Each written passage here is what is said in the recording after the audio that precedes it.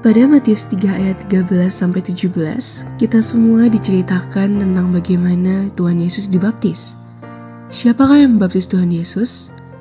Ia adalah Yohanes Sang Pembaptis. Tetapi, siapa sih Yohanes Pembaptis itu? Zakaria, seorang imam dari rombongan Abia dan istrinya Elisabet hidup benar di hadapan Allah. Tetapi, mereka tidak memiliki anak karena Elisabet mandul dan keduanya sudah tua.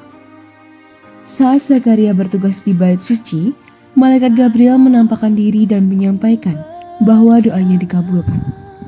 Elisabet akan melahirkan anak laki-laki bernama Yohanes, dan anak itu akan penuh Roh Kudus sejak dalam kandungan dan menyiapkan umat bagi Tuhan. Namun sayangnya, Zakaria tidak percaya dan meragukan kabar itu, sehingga ia menjadi bisu sampai janji itu digenapi. Ketika sudah waktunya untuk melahirkan, Elisabet akhirnya melahirkan seorang anak laki-laki. Pada hari ke-8, saat sunat, keluarganya ingin memberikan nama lain kepada putranya itu. Namun, Elisabet menegaskan namanya Yohanes. Zakaria menuliskan hal yang sama, dan seketika mulutnya terbuka, ia pun memuji Allah. Sejak muda, Yohanes hidup sederhana dan asketis di padang gurun, mengenakan pakaian dari bulu unta dan makan belalang serta madu hutan. Ia tampil sebagai pewarta pertobatan di Sungai Yordan, menyerukan agar umat Israel bertobat dan kembali kepada Allah. Banyak orang datang untuk dibaptis olehnya sebagai tanda pertobatan mereka. Karena perannya ini, ia disebut pembaptis. Puncak pelayanannya adalah ketika ia membaptis Yesus di Sungai Yordan. Peristiwa ini menandai awal karya publik Yesus, dan pada saat itu Roh Kudus turun atasnya dalam rupa burung merpati, serta terdengar suara Allah Bapa yang menyatakan Yesus sebagai putranya yang terkasih. Yohanes dengan rendah hati menyatakan dirinya hanyalah suara yang berseru di padang gurun dan berkata, "Ia harus semakin besar, tetapi aku harus semakin kecil." Keberanian Yohanes dalam menegur dosa membuatnya dipenjarakan oleh Raja Herodes Antipas, karena Herodes mengambil Herodias, istri saudaranya. Hingga akhirnya, atas permintaan Salome, putri Herodias, Yohanes akhirnya dipenggal di penjara sebagai bentuk eksekusi. Ia pun wafat sebagai martir. Fun fact-nya, dalam tradisi gereja, Yohanes Pembaptis dipandang sebagai nabi terakhir Perjanjian Lama sekaligus perintis Perjanjian Baru. Ia dihormati bukan hanya karena pewartaannya yang penuh kuasa, tetapi juga karena kesetiaannya hingga mati demi kebenaran. Hari rayanya diperingati setiap 24 Juni, yaitu sebagai hari kelahirannya, dan tanggal 29 Agustus sebagai hari pemenggalan kepalanya.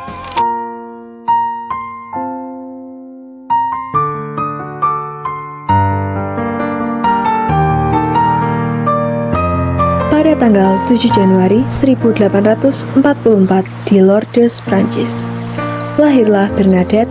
Ia dilahirkan dari keluarga yang sangat bersahaja serta kebutuhannya terpenuhi. Ayahnya bernama François Sorbirous. Ia adalah seorang pengusaha penggiling gandum. Sedangkan ibunya bernama Louise Casterot. Ia adalah seorang tukang cuci.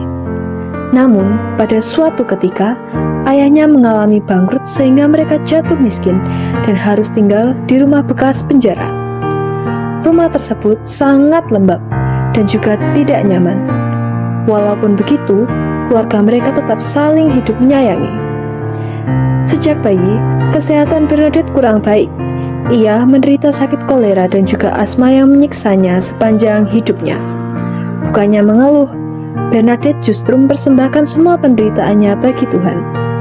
Bagi Bernadette, sakit juga bukan berarti bebas dari segala tugas dan kewajiban.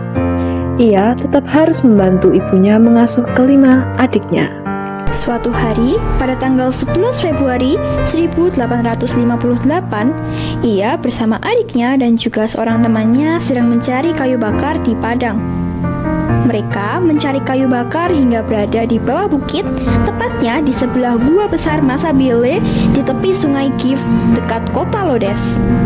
Saat mereka tiba di tepi sungai, adiknya dan juga temannya memutuskan untuk menyeberang sungai saat menemukan mengatakan bahwa banyak sekali kayu bakar di seberang. Tetapi Bernadette tidak bisa ikut karena asma yang dideritanya. Saat Bernadette ingin ikut, ia melepaskan kaos kakinya. Tetapi ia merasakan cuaca yang sangat dingin seperti akan terjadi badai.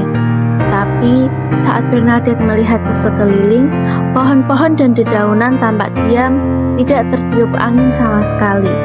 Akhirnya, Bernadette memutuskan untuk mengamati sekitar lebih teliti dan ia hanya melihat bunga mawar yang bergoyang di depan gua besar. Saat Bernadette mendekatinya, tiba-tiba muncullah seorang wanita cantik menggunakan baju putih dengan sabuk berwarna biru. Bernadette tidak tahu siapa wanita cantik itu dan apa yang ia inginkan. Setelah adiknya dan temannya kembali dari mencari kayu bakar, Bernadette menceritakan apa yang ia lihat. Cerita tersebut tersebar di seluruh kota.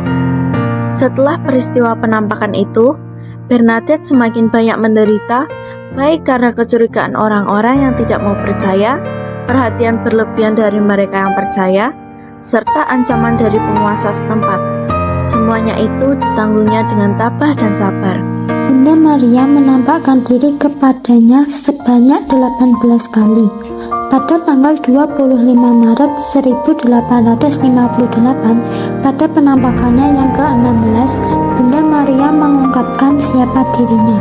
Ia berkata, "Akulah yang dikandung tanpa dosa," atau Kue Soy Era Immaculata Conceptio.